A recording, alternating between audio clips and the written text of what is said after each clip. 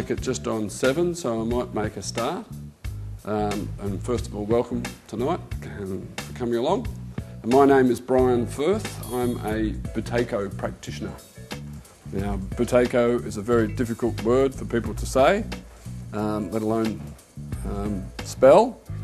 Many people think it's a Japanese word. It's actually a Russian or Ukraine word. It's the surname of this gentleman here. If you want to know how to say Buteyko, you just say potato and put a but in front of it, and you're not too far wrong. Okay? In fact, my daughter says to me, "Dad, are you going potatoing tonight?" And I say, yes. First of all, a little bit of history on who Buteyko was, and more importantly, what his discovery was back in the 1950s. How he struggled for recognition with this discovery for over 30 years in the Soviet countries, and how the method got out to the Western world. And lucky for us, the first country that it came to was here in Australia in the early 90s. Now I'll talk about my own history struggling with these conditions and that of my family, and tell you a little bit about the media that have featured the success of the Buteyko method, both on the telly and in print. Now, when you first hear that simply by changing the way that you've come to breathe, you can have such profound improvement in your asthma and your sinusitis, shortness of breath, sleep problems such as snoring and gasping, and disturbed sleep, anxiety symptoms. Just by changing the way that you breathe, it is a little bit hard to accept. So I will go through the scientific basis of how and why the method works, and so that you can understand why your body gives you these particular conditions. Now, some of you may know that to do the Buteyko course of breathing retraining for your own health, it actually is a course that takes 5 sessions, usually over 5 consecutive days. This is actually the first session of the course. However, I want you to treat today's session purely as a free seminar. There's no obligation to go any further. I'll give you a lot of information today, but I'm also going to do some practical work with you as well. So hopefully you can go away and start to make some changes and hopefully get some improvement. And in particular, I'm going to give you 3 strategies that you can try tonight to help improve your sleep.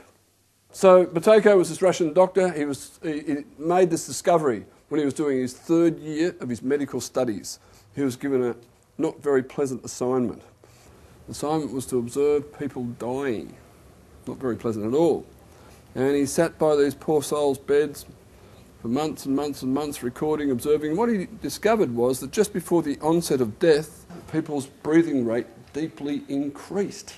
And this is not what he expected. He expected the poor souls to just, their breathing just trail away and then just stop. And he started to investigate this deep breathing, wondering whether it had anything to do with diseases, because after all, people die from diseases. And what he found was that people were able to reduce the depth of their breathing. Some very positive things started to happen. They were able to control symptoms such as breathlessness and wheezing. They were able to clear and breathe through their nose. They were able to sleep soundly at night without snoring and gasping. And over 120 different conditions, he believed, including in some cases hypertension, high blood pressure. Now, just to explain what his discovery was, if you're feeling sick, you're feeling crook, and you're bad enough to go along to see a doctor, you know that a doctor will ask you lots of questions and probably measure a whole lot of different things. He might measure your temperature, your pulse, your blood pressure, all kinds of different things. And if you're out even a little bit with some of those things, it can make a big difference to your health and how you feel. And the doctor might suggest some medications, lifestyle change, whatever, to correct. Well, there is a normal way to breathe as well. And the way that they measure breathing is with something called the minute volume, which is the volume of air that a person breathes every minute. Now, just like the textbook tell us that these are the normal ranges for these simple body measures, a healthy adult should be breathing around 4 to 5 litres per minute, sitting at rest, such as you are. But what Buteyko discovered, and what's been backed up in these clinical trials in Australia, New Zealand, and the 600-person clinical trial in the UK, is that all of us with these respiratory conditions actually breathe at a rate around 3 times what is normal, around 14 litres per minute. And it's this over-breathing. The technical term is hyperventilation. That Buteyko discovered was the actual root cause of why people get asthma, the root cause of why people get hay fever, nasal conditions, the root cause of sleep problems such as snoring and apnea. And what we seek to do in the Buteyko course is to apply the method that he also discovered to correct the way we've come to breathe over all these years.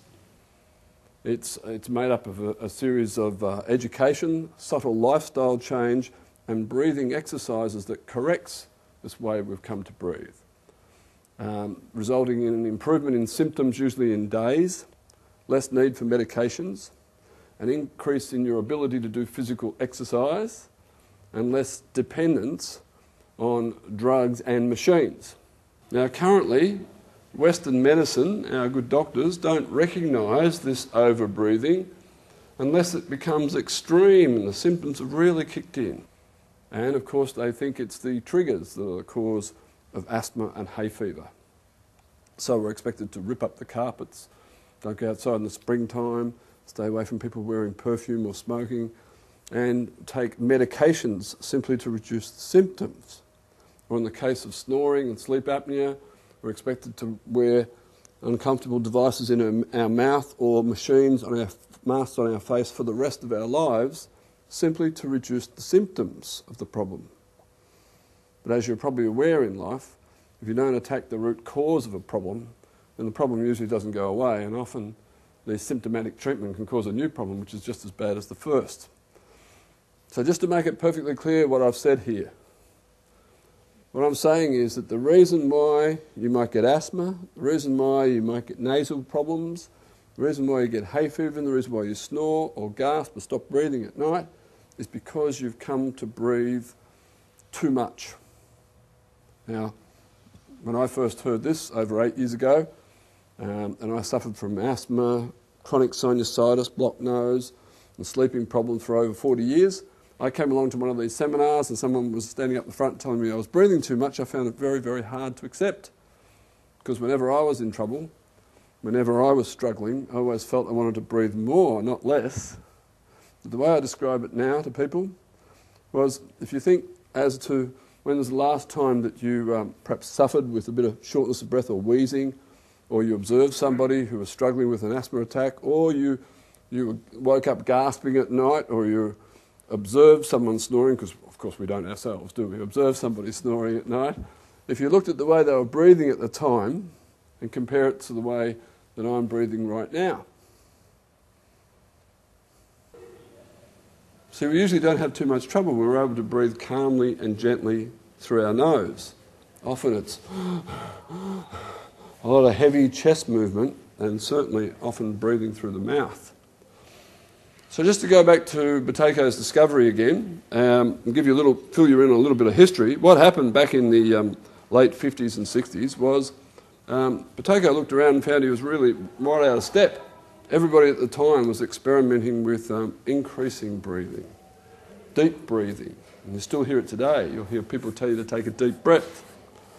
But when he had overwhelming evidence, he put together all his evidence and presented it to his peers and superiors, expected to be widely applauded and nominated for a Nobel Prize.